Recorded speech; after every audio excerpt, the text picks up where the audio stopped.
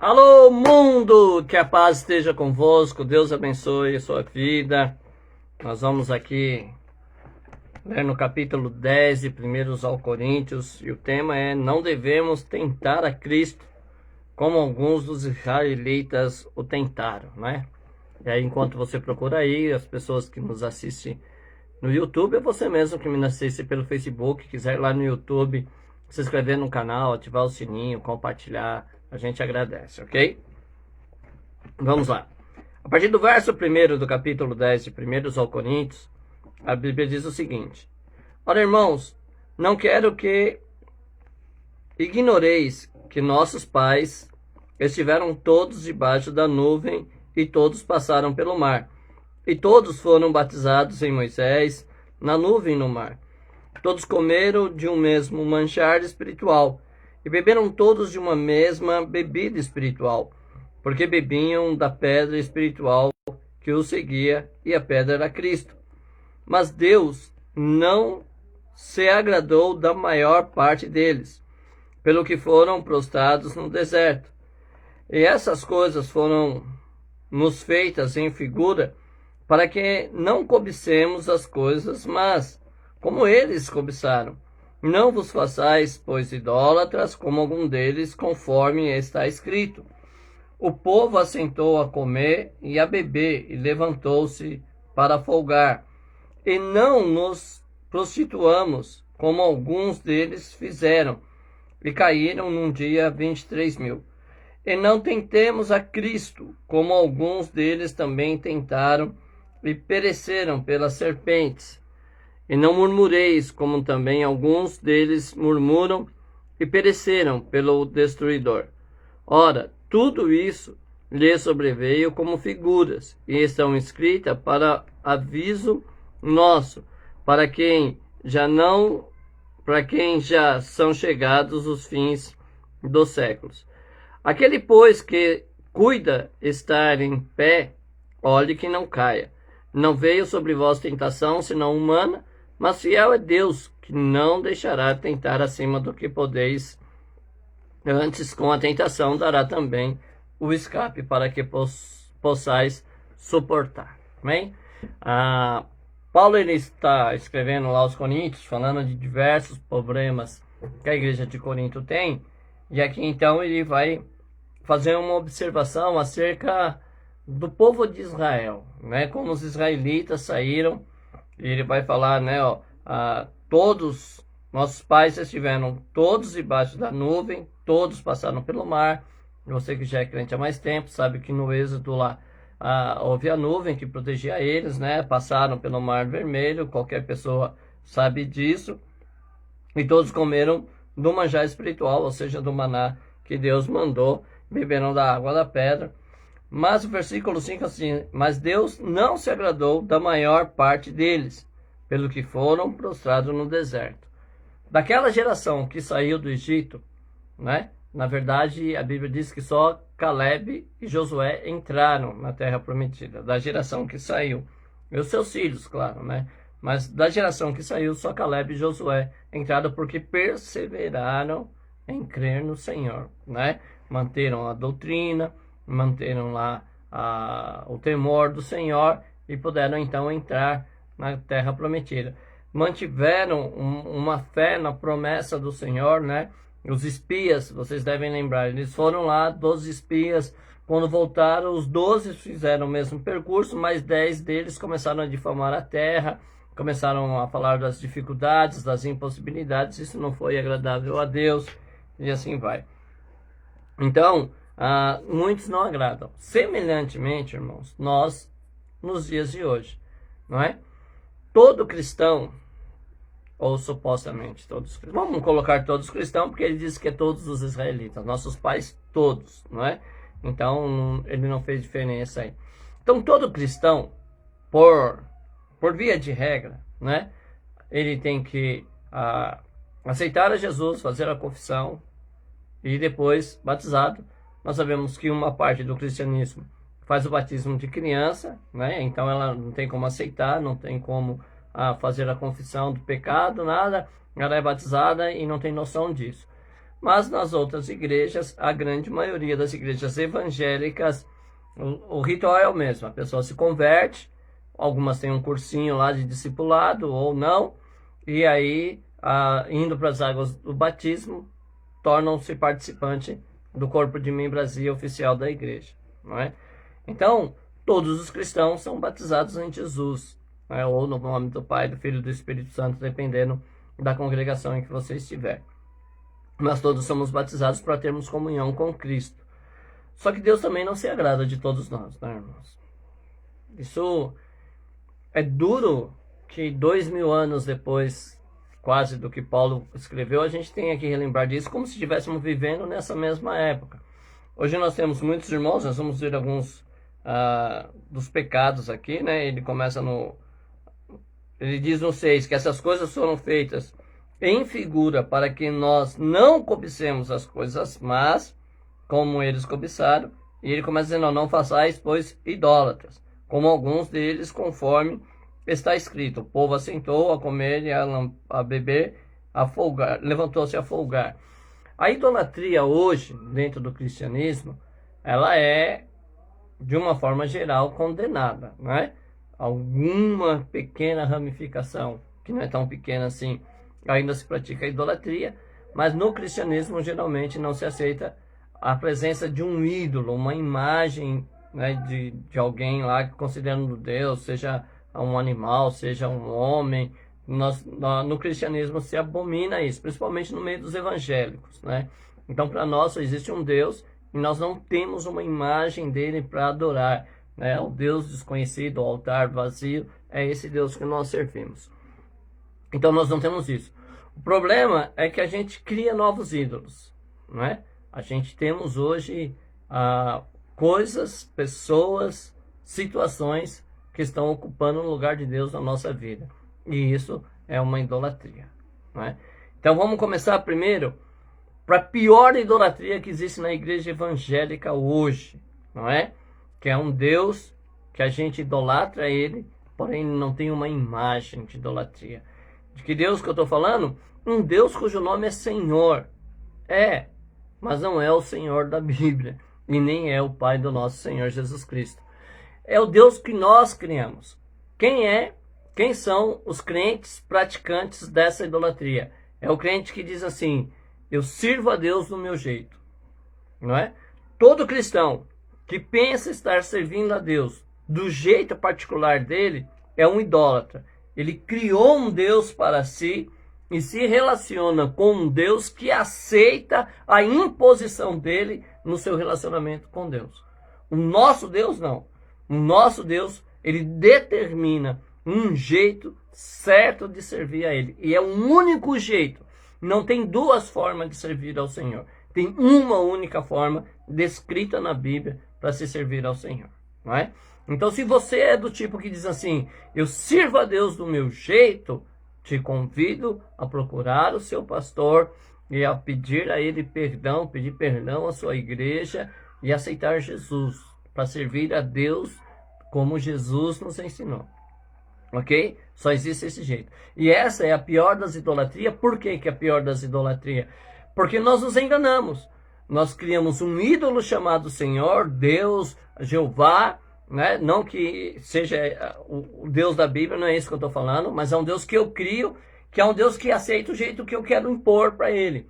Então, se eu quiser orar, eu oro. Se eu não quiser ler a Bíblia, Deus me aceita. Eu posso ter ódio do meu irmão. Eu posso ter a língua comprida para falar mal dos outros. Eu posso estar brigado com o vizinho. Eu posso estar em desentendimento com a família. Mas Deus me conhece e é do meu jeito. Como se Deus aceitasse isso, não é? Deus é o Senhor. Ele é o Rei da Glória. Ele ditou. Ele ordenou as regras para um relacionamento com ele. Se você quiser aceitar isso, glória a Deus, te espero no céu. Se você não quiser, sinto muito em dizer, você vai ser daqueles que será prostrado no deserto. Como foi no passado, não é? Como foi no passado. Eles não morreram no deserto, eles entraram na terra prometida? Não, nós estamos indo para um lugar prometido para nós. E se você endurece o seu coração e pratica a idolatria, você não vai como eles não foram. Nós vamos lá que tem mais ainda. né? E não nos prostituamos, como alguns deles fizeram e caíram num dia 23 mil. A prostituição não é o fato só de um homem ou uma mulher sair com um garoto de programa ou uma garota de programa, né? Não é só isso que a Bíblia leva em conta.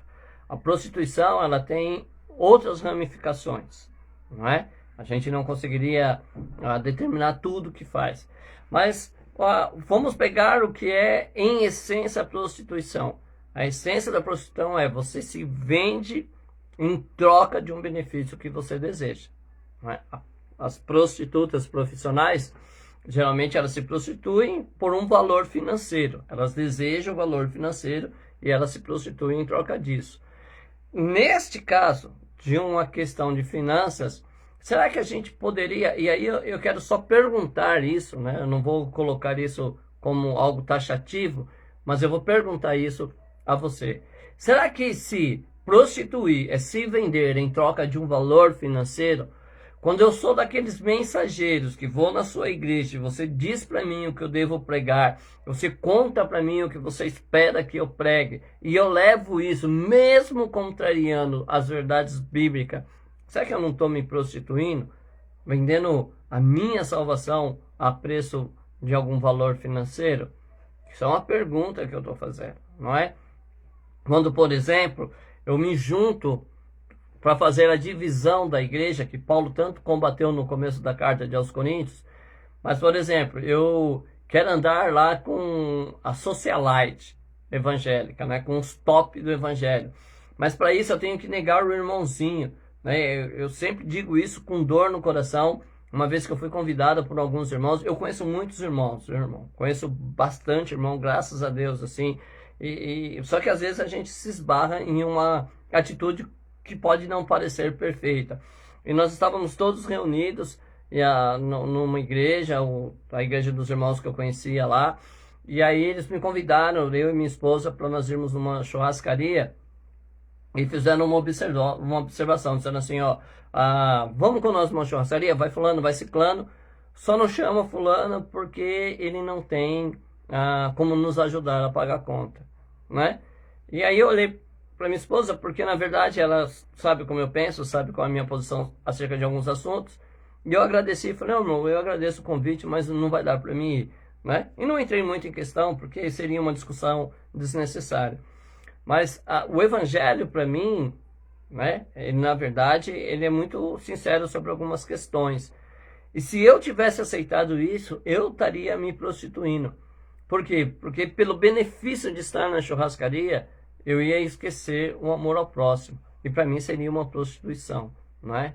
Não, tenho certeza que não foi a intenção dos irmãos que me convidaram a me colocar nessa posição, mas eu me senti nessa posição e tomei uma decisão que eu achei que era coerente.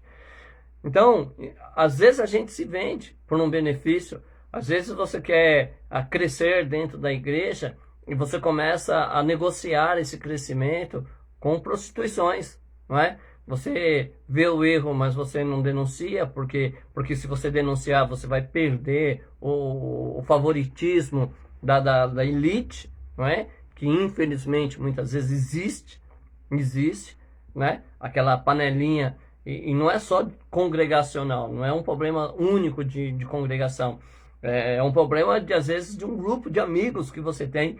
Às vezes são amigos, são os tops, né, os bambambam do evangelho, e você quer andar com eles, mas para andar com eles você tem que vender os seus princípios, não é? São pessoas que às vezes, porque são top demais, desprezam o muito, e daqui a pouco nós vamos chegar no capítulo 11 e vamos ver isso, né? Quem tem muito desprezando quem não tem. Então, irmãos, né, a gente tem que entender, nós somos tentados a isso, nós somos tentados muitas vezes. Eu queria andar com pessoas que eu ouço falar aqui, eu queria ter um círculo de amigos mais amplo com essas pessoas que são reconhecidas no mundo evangélico como ministro. Quer dizer, não é que eu queria não, né? Às vezes dá essa tentação de querer estar com eles, né? Querer, eu não quero não, porque eu condeno, na verdade, as atitudes deles, então eu não queria como amigo.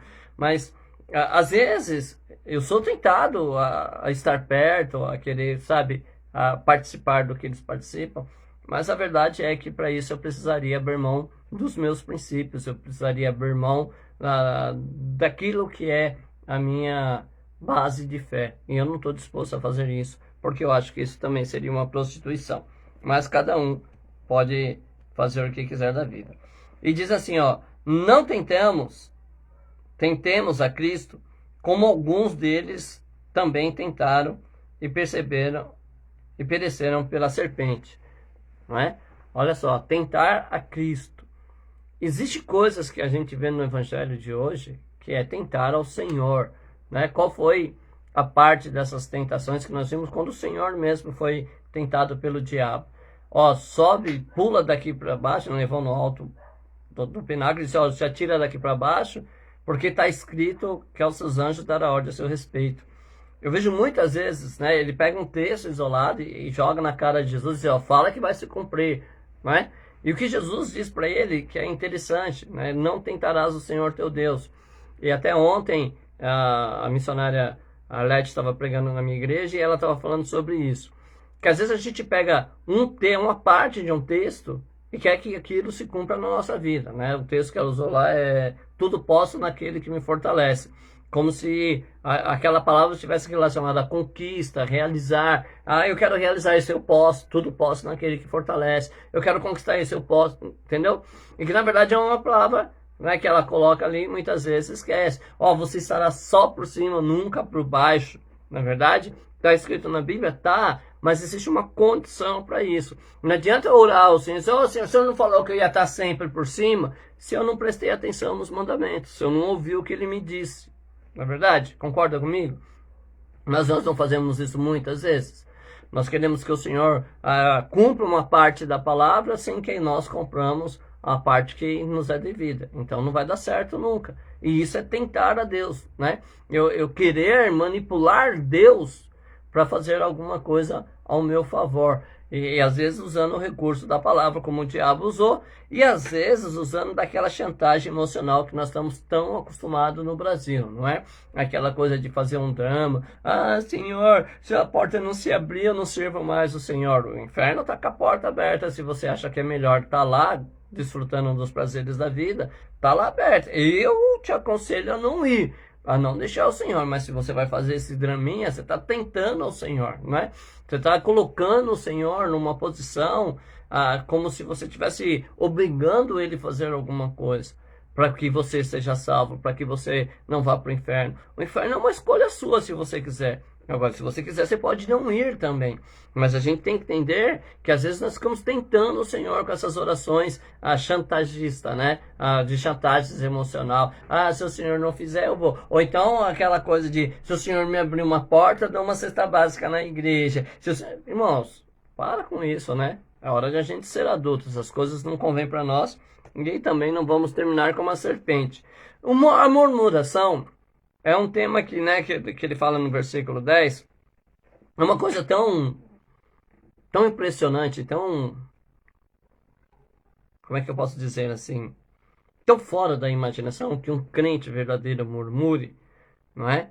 Que às vezes não dá nem vontade de falar. Mas tem muita gente que murmura. Tem muita gente reclamando das coisas que Deus fez. Muita gente fazendo coisas assim contra, né, o que Deus fez. E essa murmuração, irmãos, é horrível. Lembra que eles falavam, olha, lá no Egito era melhor? Vocês lembram? Ah, mas por que nos trouxe aqui? Lá a gente tinha alho e cebola, lá a gente tinha cova para morrer. Não estou pensando na vida, estou pensando na morte. Essas murmurações. Eu já vi crente falando isso. Ah, pastor, quando eu era lá do mundo, lá, eu vivia melhor. Então volta para o mundo, se quer melhor. Você não é obrigado a ficar na igreja, não. Não tem nenhuma corrente te prendendo, não. Ué, se você tem esse pensamento, isso é murmuração. Se você acha que a sua vida do passado era melhor, se você acha que viver sem Cristo era melhor, o que está te prendendo na igreja? Não tem nada te prendendo. A igreja é um lugar livre. As portas da igreja ficam abertas para você entrar e sair quando você quiser. Não é? Só não vou dizer para você, vai com Deus. Porque aí eu estaria tentando o Senhor, não é? Você vai sozinho. Ele é bem claro ao dizer assim, ó. Eu estou convosco enquanto vós estiverdes comigo. E se me buscardes, me acharei.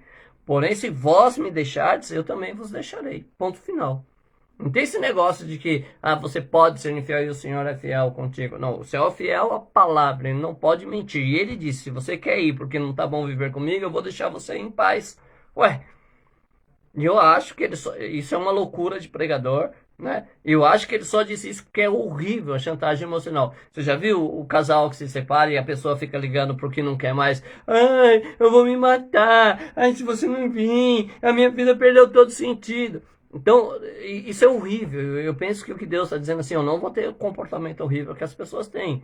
Enquanto você quiser viver comigo, enquanto for bacana, enquanto você se sentir bem comigo, né? O tema da pregação ontem foi em alegria. E quando você sentir essa alegria de viver comigo, mesmo que venha momentos difíceis, mesmo que venha dificuldade, eu quero viver com você. E eu vou estar ao seu lado, e você vai me procurar e você vai me achar.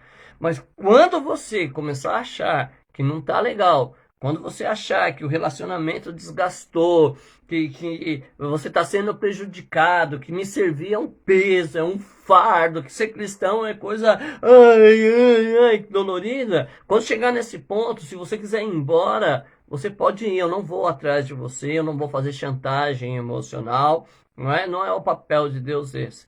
Não é verdade? Às vezes a gente coloca Deus como se fosse um instrumento muito barato na nossa vida. Não, Deus não é assim. Ele é o rei da glória. Se você quiser ele, muito bem. Se você não quiser, ele não vai ficar choramingando. Não é? Até porque ele te deu o direito de escolher. Ele quer viver com você para sempre. Até que tem uma eternidade te esperando. Mas se você decidir não ir, ele vai respeitar isso. A excelência do amor de Deus está no respeito que ele tem pelos nossos desejos e as nossas vontades. E aí depois ele faz assim, ó. E eu quero que você preste muita atenção aqui no versículo 11. Ora, tudo isso lhe sobreveio como figuras. Estão escritas para aviso nosso, para quem já são chegados os fins dos séculos. Vocês prestaram atenção no que eu li? Eu vou ler de novo e eu quero que você preste muita atenção. Se você tiver um exemplar bíblico na mão, leia para ver se está correta a minha leitura. Versículo 11. Ora, tudo isso lhe sobreveio como figuras, e estão escritas para aviso nosso, para quem já são chegados os finais dos dias. Aquele, pois, que cuida estar em pé, cuide para que não caia. E aí a gente tem que parar e pensar, não é? Muitos cristãos condenam o Velho Testamento. Muitos cristãos condenam o Velho Testamento. Muitos cristãos dizem que o Velho Testamento é para judeu, não serve para o cristão. Certo? Você vai ver muitos pregadores dizendo essas coisas. Você vai dizer muito professor de escola bíblica dizendo de que o Velho Testamento é a velha aliança com Israel e não serve para nós. Mas o que Paulo está dizendo aqui aos Coríntios é assim, ó. Eles passaram por isso de um modo figurativo, e isso tudo está escrito para nos alertar, não é? Não serve de aviso. Então, para avisar a gente, para alertar a gente. Então, por que está escrito lá? Porque é um aviso de Deus para nós. Agora, se Deus deixou isso escrito no Velho Testamento como um aviso para nós, então é importante que eu leia o Velho Testamento. É importante que eu conheça a história de Israel. E aqui nós estamos vendo que Paulo está pegando um trecho da história de Israel, que é do Êxodo, né? Que ele vai falar lá desde que saíram do Egito, que passaram e tudo o que aconteceu nesse processo. Então o Êxodo é um livro importante, mas ele pegou isso para citar uma situação. Agora, se está escrito como aviso, nós podemos entender, e aí você vai decidir ou não, que eu sei que você é inteligente, se as outras coisas também não estão nos escritas por aviso. Não é? Se as outras coisas do Velho Testamento também não são de suma importância para nós. Porque se eu não souber, como eles vão me avisar? Não é? É como você passar no farol vermelho, que está ali, o semáforo escondido por uma árvore. Se você não vê o aviso, não tem uma placa, você não consegue ver a sinalização, você passa e toma uma multa, porque tem um radar também ali que te viu, que você não viu, mas ele viu você. Não é? Por quê? Porque o aviso, a placa, o semáforo, era para avisar que tinha um certo limite, só que você passou. E aí você vai tomar uma multa, não vai? É isso que a Bíblia está dizendo. O Velho Testamento, o que foi escrito, não só o Êxodo, serve como aviso, para você não errar. Então você tem que ler o Velho Testamento, você tem que conhecer a história do relacionamento de Deus com o seu povo chamado Israel. Por que que você precisa saber? Porque quando você estuda o Velho Testamento, quando você estuda o relacionamento de Deus com os homens do passado, você consegue entender o que Deus quer para a sua vida hoje. Porque o que aconteceu no passado te serve como aviso, não é? Você sabe que não pode tentar ao Senhor. Você pode entender, por exemplo, que Davi, que era um homem segundo o coração de Deus, ele erra quando o quê? Quando ele não faz o que é chamado. Porque ele é um rei guerreiro, todo mundo louva ele porque ele vai na frente das batalhas, mas um dia ele se sente cansado, e eu não vejo problema nenhum em um rei estar cansado. Ele diz, ó, vocês vão para a batalha, eu vou ficar. Tem alguma coisa de errado? Alguém que já lutou bastante, que já conquistou o seu posto, uma hora diz assim, não, eu não vou para a batalha. Vocês vão e eu vou ficar? Eu não vejo nada de errado nisso. Ele foi passear pelo seu palácio. Tem alguma coisa de errado? O Senhor me dá a condição, eu construo um palácio. Tem alguma coisa errada ao passear na varanda do meu palácio? Não tem, né? Não. Mas para ele tinha. Ele foi chamado para liderar a guerra. E quando a gente não faz o que deve, a gente faz o que não deve. Davi errou. Então eu preciso trazer isso para minha vida? Claro. É um aviso que se eu não fizer o que eu devo, eu vou fazer o que não devo. E assim toda a história dos profetas, todas as histórias do povo de Israel com Deus, é um aviso de um relacionamento saudável com Deus. Eu quero aprender a me relacionar com Deus? Quero. Como é que eu faço isso? Leio o Velho Testamento. Por quê? Porque quando eu entender o caráter de Deus em um relacionamento, porque o Velho Testamento vai me mostrar isso. Como que Deus se agrada, as coisas que os homens fizeram que agradaram a Deus, as coisas que os homens fizeram e entristeceram a Deus, as coisas que aconteceram e que Deus exaltou ao povo, e as coisas que Deus abateu, os pecados que levaram o povo a viver cativo. Hoje a igreja tem muita gente cativa. Tem muita gente, mas por que estão cativas? Não sei, porque elas nunca leram o Velho Testamento. Às vezes estão aí magoadas, às vezes estão mentindo, às vezes estão consultando videntes, né? Tem tanta coisa, né? Hoje tem muito vidente por aí, né? Que você vai lá e diz que é profeta, mas não é, é só vidente mesmo, e traz uns revelamentos estranhos assim, mas tem muita gente que gosta de ir lá consultar os videntes. Não é? Sabe que o cara é brigão, sabe que o cidadão não tem comunhão com Deus, xinga, ofende e faz tanta coisa errada, tá no meio das negociatas, mas vai lá porque gosta, sabe, desses revelamentos que ele tem lá. Ele tem uma coisa assim, de qual o Senhor vai te honrar e Deus está se agradando de você, né? E aí a gente se sente tão bem, a gente tem consciência que a gente não está orando, a gente tem consciência que a gente não lê Bíblia, a gente tem consciência que o coração está magoado, mas eu vou lá no vidente lá, e ele me profetiza, a minha vida não sai daquilo, a minha vida não prospera, a minha vida não tem paz, mas eu vou lá no vidente e ele fala que Deus é comigo, eu me sinto muito bem. Então eu preciso saber que essas consultas a esses videntes entristecem a Deus, não é? E a alegria do Senhor é minha força. Por que eu sinto fraqueza? Porque o Senhor está triste comigo, não é verdade? Então a gente precisa parar com isso.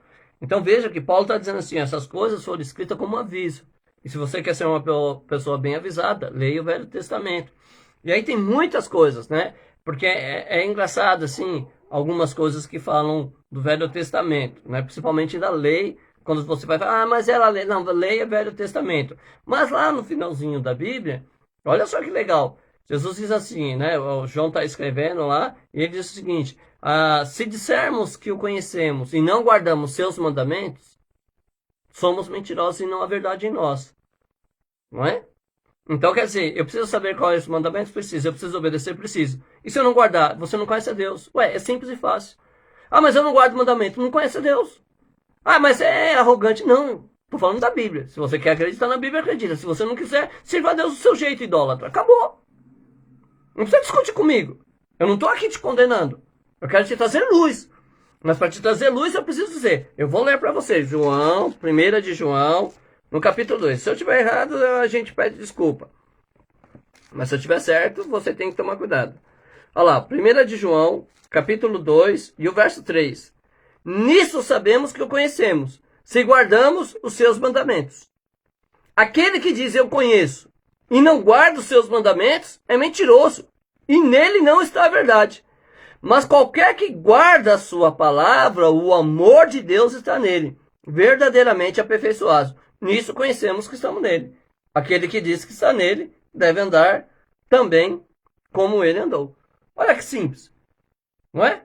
Ah, seu pastor não te ensinou isso ainda? Peço perdão a você. Mas é verdade. Agora você já sabe, ouviu isso? Glória a Deus. Então, o Velho Testamento é de suma importância. Por quê? Porque tem os mandamentos do Senhor no Velho Testamento. Não tem? Mandamentos de Deus, que está lá. E agora, como é que fica? Vocês vão dizer para mim, que não precisa guardar? Você vai dizer para mim que isso é para os judeus? Eu posso até dizer, tudo bem. Mas o que João diz aqui na carta dele, que está na Bíblia, e a Bíblia que você diz ser a palavra de Deus, ele está dizendo assim, se não guarda o mandamento, é mentiroso. E não há verdade. Agora eu pergunto, você tem coragem de olhar para a Bíblia e dizer assim, a Bíblia é mentira? Você pode falar para mim, que eu sou um desviado, porque eu falo do mandamento de Deus. Você pode olhar para mim e dizer assim, ele é um herege, porque fala do mandamento de Deus. Tudo bem. Você pode dizer assim, ele é um apóstata, que quer nos subjugar debaixo da lei. Não estou fazendo isso. A salvação vem pela graça. Nunca preguei contra isso. A salvação vem pela graça. Nunca preguei contra isso e não sou louco. Por enquanto, até agora, não sou louco de pregar. Mas o que a Bíblia diz, eu não posso negar para você. Agora, precisa saber se você tem coragem de dizer que a Bíblia está errada. E se você tiver coragem, aí, meu querido, eu não quero nem discutir com você. Porque se um crente diz que a Bíblia está errada, a fé dele, para mim, faz sentido nenhum. Eu só acredito em Deus pela Bíblia. Não é? Só acredito em Deus pela Bíblia. A tua palavra é meu escudo e broquel. Santifica-os na verdade, a tua palavra é a verdade. Para mim, a Bíblia é a palavra de Deus. Absoluto. Agora, se não for, vamos servir qualquer Deus então aí, né? Tá tudo certo. Então é isso. Nós precisamos olhar para o Velho Testamento, estudar ele com cuidado, né? Como toda a palavra, não é só o Velho. O Novo Testamento também precisa ser estudado com cuidado. Por que precisa ser com cuidado? Porque tem coisas difíceis. Pedro vai falar sobre Paulo, que escreveu essas cartas que nós estamos estudando, e Pedro vai dizer assim, Paulo escreveu coisas difíceis de entender, que os intuitos perturbam, né? Desviam para o seu próprio perdição. Porque tem coisa na Bíblia que é difícil de você entender. Não é? É difícil, tanto no Velho como no Novo. E eu não posso ficar pegando cada versículo e ficar criando uma teoria sobre isso. Eu não posso pegar um texto isolado e fazer uma teologia de um texto isolado, porque senão eu estou perdido. Não é? Porque senão a gente vai chegar num colapso. Imagine se a gente está lá no capítulo 5, lá, né, de 1 Coríntios, né, e aí diz assim, primeiro versículo, geralmente se ouve que há entre vós fornicação, e fornicação tal qual nem ainda entre os gentios, como é haver quem abuse da mãe de seu pai, da mulher de seu pai. E aí eu digo assim, cara, incesto está liberado. Você não viu na Bíblia? Está na Bíblia. Que o rapaz da igreja abusava da mulher do seu pai. Está na Bíblia. É incesto. Vamos praticar incesto. Não é isso que Paulo está dizendo. Por isso que eu não posso isolar o texto. Por isso que tem que haver no contexto. Porque Paulo vai dizer, você está inchado, e nem ao menos vos entristeçais por não ter sido dentre vós tirado o que cometeu tal ação. Então, a Bíblia deve ser estudada com extrema atenção. Não é? Você deve ler a Bíblia com extrema atenção, orando a Deus sempre para que mantenha o seu entendimento, né, daquilo que é a palavra de Deus, para que a gente não possa cometer, né? O Marcos até escreveu assim, aprender com as falhas dos judeus para não cometer o mesmo erro. E é isso mesmo. Então eu tenho que ler o Antigo Testamento, eu tenho que ler, eu tenho que saber isso. Não é? Toda a palavra de Deus é divinamente inspirada. Não é um pedaço dela, é toda a palavra. E a gente se perde muito, principalmente a nossa geração atual, porque quando se fala de escrituras, não está falando do Novo Testamento. As escrituras citadas no Novo Testamento são os textos do Velho Testamento. Não é? E que aí a gente vê muita coisa, que a gente percebe muita coisa, que a gente para e pensa assim, tá errado. E se você estudar o Velho Testamento, e você vê o caráter de Deus, e você vê as coisas que agradam a Deus e as coisas que entristecem a Deus, você vai perceber que nós estamos fazendo mais que entristece do que o que alegra a Deus, não é? A questão do próprio que eu falei de Davi, que é chamado para a guerra, mas quer descansar, né? Você foi chamado para quê? Qual é a sua vocação? Qual é o seu chamado? Porque tem gente que é que nem Saul, né? Saul é chamado para rei, mas quer ser sacerdote e oferecer sacrifício. É difícil, não é? É difícil. E também não pode. Se você é pastor, pastoreie. Se você é mestre, ensine. Até Paulo vai dizer isso, eu não lembro se é aqui no Coríntios ou em Romanos, que ele vai falar sobre os dons e ele vai falar justamente sobre isso. Se você tem o que dividir, se você foi chamado para fazer a divisão da igreja, faça com responsabilidade. Se você é chamado para ser mestre, que haja dedicação, né? E que é um outro ponto. Se você quer ensinar a palavra de Deus, estude, haja dedicação, porque você tem que aprender para ensinar, não é? Eu tô aqui só contando história, mas só, de repente tem alguém que quer ser mestre, vai ter que estudar a palavra de Deus, não tem como, para chegar aqui e não ficar falando besteira. Ah, o que o senhor falou é besteira do mandamento, é ou não? É a Bíblia, eu te dei a base que eu tenho para acreditar. Você tem uma base para contestar isso. Você tem um argumento bíblico para dizer assim, pastor, os mandamentos se acabaram. Se você tiver isso, eu vou dar glória a Deus se você me contar. Porque aí eu também posso mudar. Mas a gente precisa ser sincero em estudar essas coisas. É polêmico? É polêmico. É polêmico estudar dízimo, é polêmico estudar perdão. Olha só, perdão ainda gera polêmica para a gente estudar. Porque tem muita gente que quer perdoar do seu modo, porque como ele é idólatra e criou um Deus, o Deus dele aceita perdoar de qualquer modo. Eu perdoo, mas não quero que esteja perto comigo. Eu perdoo, mas não quero mais conversa. Eu perdoo, mas é ele lá e ele cá. E tem pastor que prega isso, e tem músico cantando isso também. E tem muita gente achando bonitinho essas histórias, não é? Essa teologia da separação. Eu acho que isso vem do inferno. Porque a minha teologia e a teologia do meu Jesus é de união. E ele até diz assim, ó, o joio e o trigo crescem junto, mas deixa para que na colheita a gente resolve esse problema. Não se mete a besta de querer arrancar não, porque você corre o risco de tirar o trigo junto com o joio. Não é papel seu isso. Então essa teoria de isolamento, isso daí não pode vir de Deus. Deus, toda a palavra, ele diz que nos chamou para unidade, ele diz que quer que a gente tenha essa unidade até a estatura de varão perfeito, ele nos fala de corpo, não é que corpo é união. Se minha mão for cortada, eu sempre digo isso, ela é só uma mão decapitada. Ela só é meu corpo porque ela está aqui grudada em mim, ligada a mim. Então se não houver essa ligação, ela é só uma mão. Então não dá para essa teologia aí da exclusão aí que surge aí, meu Deus do céu, isso é pavoroso. A gente tem que tomar muito cuidado. Mas como que eu aprendo essas coisas? Aprendo aqui, não é? Na Bíblia Sagrada, lendo, estudando. Não sou autodidata, não é? A gente tem aí os mestres, que a gente agradece a Deus pela vida deles.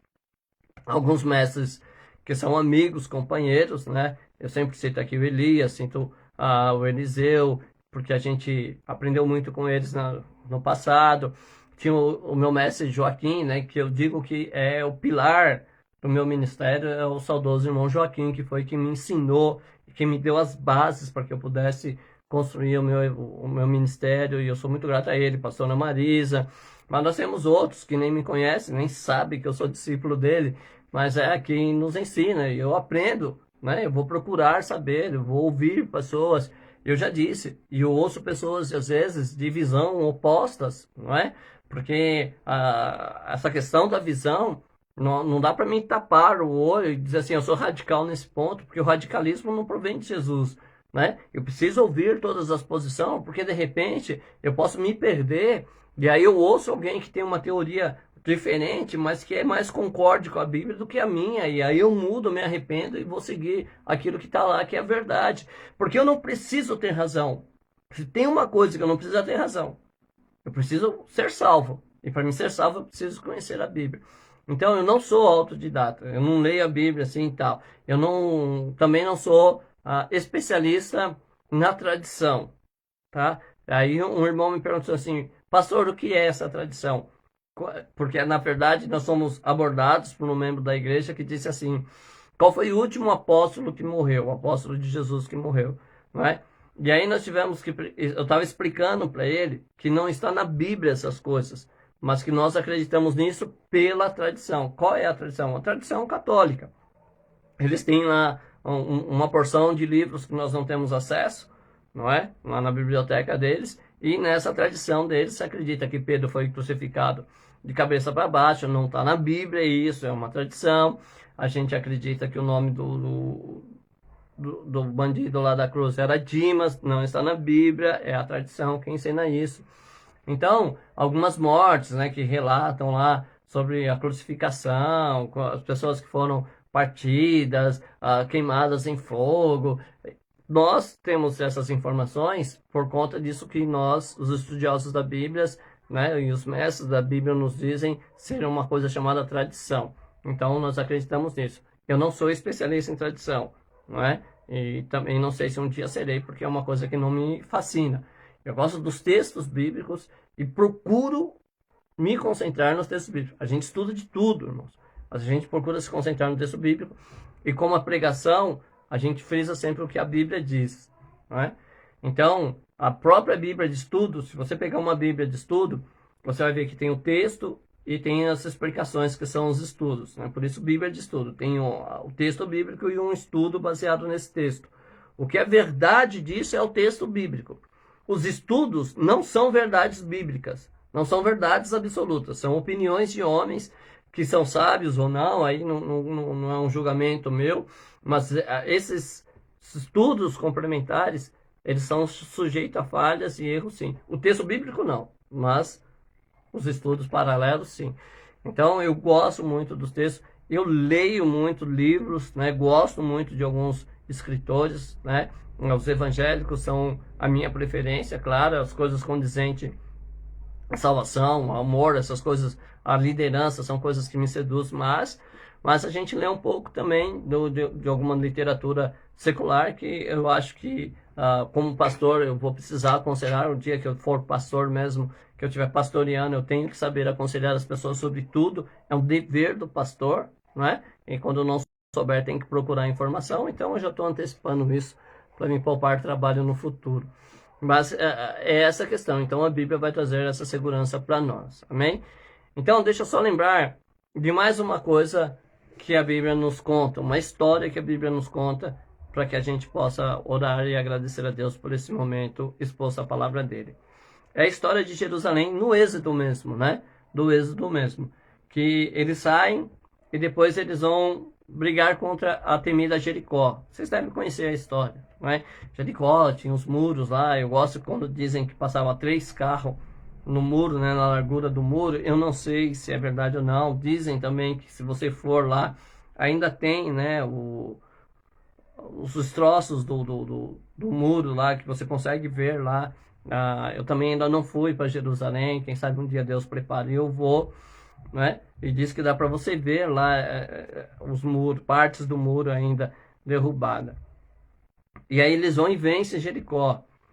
E depois tem uma cidadezinha pequena e eles têm que lutar lá. O Josué manda os espias, né? Aprender o comércio, seguir o exemplo. E o relatório dos espias para Josué Josué, é uma cidade pequena, com poucos soldados, não precisa mandar todo o exército. Manda alguns, nós vamos lá e resolvemos isso. Não é? Glória a Deus. O povo foi, o exército foi. Só que chegou lá, eles foram envergonhados, a Bíblia diz. E tiveram que fugir dos soldados daquela cidade. E aí Josué, como um bom líder, ele foi orar e saber de Deus o porquê que estava acontecendo isso.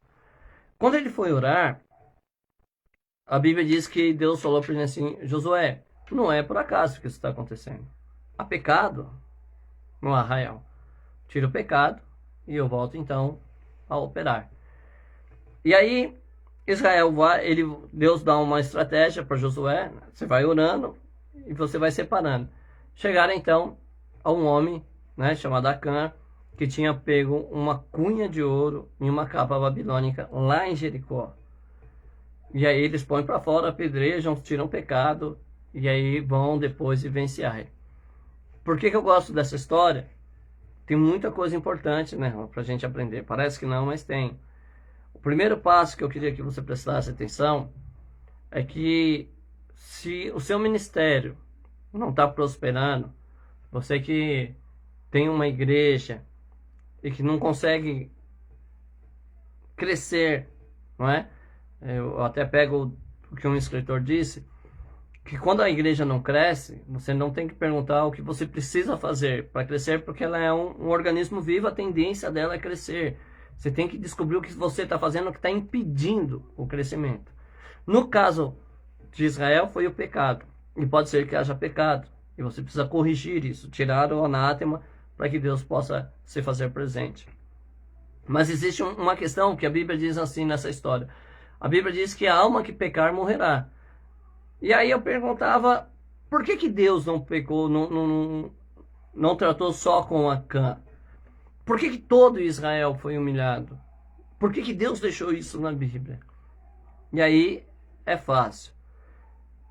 Quando Deus tirou o povo de Israel do Egito, o pensamento dele era igual ao pensamento que ele tem sobre a igreja.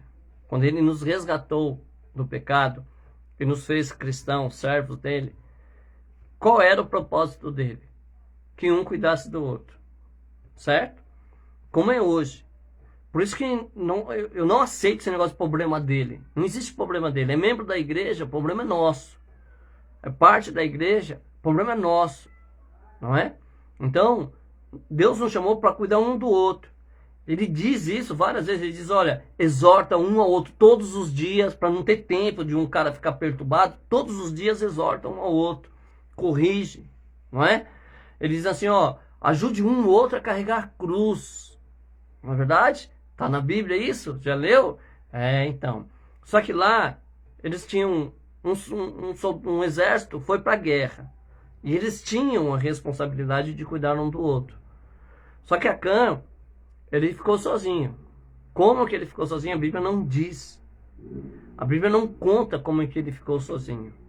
Mas ele ficou sozinho. Ele ficou sozinho ao ponto de ver a cunha de ouro e a capa babilônica em algum lugar. Só que ele viu. Ele não tinha nenhum amigo por perto para dizer, olha, Acã, deixa essas coisas aí, vamos embora, rapaz, misericórdia. Deus tem muito mais para fazer por você. Não é? Não tinha. Não tinha nenhum irmão que dissesse assim, Acã, tá em tentação, vamos pelo menos fazer uma oração aqui para Deus te libertar. Não tinha. Acã estava sozinho. Ninguém peca do nada. Tiago vai explicar que tem todo um processo, né? Que nós somos tentados pelo próprio desejos, que depois seduzido, engodado, vem conceber. Então há um processo para o pecado. Não é instantâneo. Tem que haver um processo. Só que Acã ficou sozinho em todo esse processo. E em todo esse processo não tinha um ao lado dele. E aí todo Israel pagou. Às vezes nós como igreja percebemos que alguém está sendo tentado, percebemos que alguém está se desviando, faltou no culto uma semana, e a gente tem medo de se aproximar, a gente tem medo de defender. E talvez tudo que Deus quer de nós é que alguém chegue a essa pessoa e diga assim, rapaz, vamos continuar, vamos para frente, esquece essas coisas, não olhe para trás, não se deixe ser tentado por essas riquezas. Porque Acã morre e logo depois eles vão partilhar as ofertas, né? Nossa, esqueci o nome que fala. O despojo de guerra, não é? Ele poderia ter esperado. Às vezes a gente precisa ser alguém que vai impedir alguém de pecar, irmão. A Bíblia diz que se você convencer o seu irmão, você vai acender brasas sobre sua cabeça. Então talvez Deus queira isso. Isso está no Velho Testamento, mas não serve de aviso.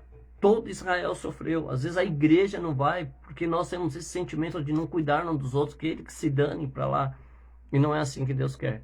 Deus quer que eu cuide de vocês, vocês cuidem de mim, e assim vai.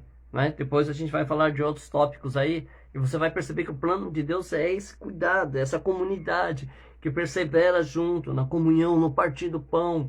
Paulo repreende aos Coríntios, nós vamos estudar isso daqui, né, mais para frente. Que na Santa Ceia um come demais, o outro tem fome, um embriaga e o outro nem bebeu, está com sede ainda. Por quê? Porque esqueceram essas coisas, né? Não sabem discernir o que é o corpo. Então nós devemos cuidar um dos outros. Quero pedir a você, nessa oração, lembre-se de alguém que você não viu na igreja no culto essa semana. Lembre de alguém que talvez nem nem está indo no culto já faz tempo.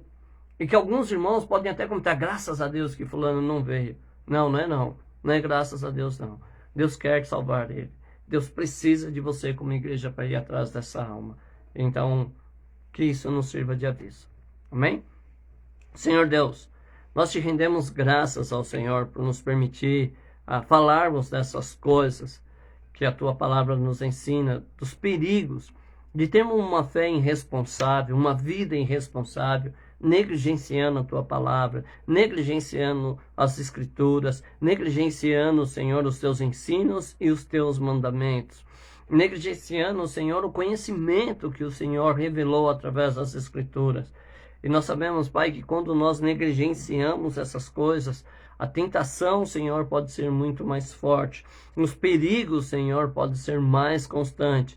É por isso que nós queremos orar também por aqueles, Senhor, que já foram alvos, Senhor, do nosso adversário e que foram feridos nessa batalha, que está sendo tentado, Senhor, a um prazer momentâneo fora do casamento, que está sendo tentado, Senhor, a possuir algo que não é dele, a vender, Senhor, os seus propósitos, a vender, Senhor, a sua fé, a negociar, Senhor, a sua santidade. Esse irmão, Senhor, que está indo, Senhor, já para um caminho que parece bom aos seus olhos, mas afinal caminho de morte, e que o Senhor possa nessa noite impedi-lo, e que o Senhor possa por teu Espírito, Senhor, trazer de volta ao desejo de estar contigo, nessa comunhão com o teu Espírito, nessa unidade com o teu corpo sobre a face da terra. Eu quero que o Senhor visite, Senhor, essas pessoas. Quero agradecer, Senhor, pelos ouvintes, por aqueles que participam, e pedir ao Senhor que faça com que a obra do Senhor prevaleça sempre, Pai, abençoando os teus filhos e as tuas filhas, em nome de Jesus. Deus abençoe a todos. Amanhã nós estamos de volta. Por enquanto, essa semana ainda às 22h30. Amém? Deus abençoe você. Amanhã nós continuamos então no capítulo 10. Tem outras partes para nós refletirmos. E eu espero que Deus te ajude. Leia, né? Se você descobrir algo que eu falei errado, por favor, me comunique. Eu poderia dizer, chame lá no PV. Mas se você descobriu algo que está errado, de repente pode pôr nos comentários mesmo. E a gente vai aí analisar. E se você tiver certo, vamos pedir desculpa. Porque nós não queremos ser anátema, nós queremos juntos chegar ao reino do céu. Deus abençoe, uma boa noite.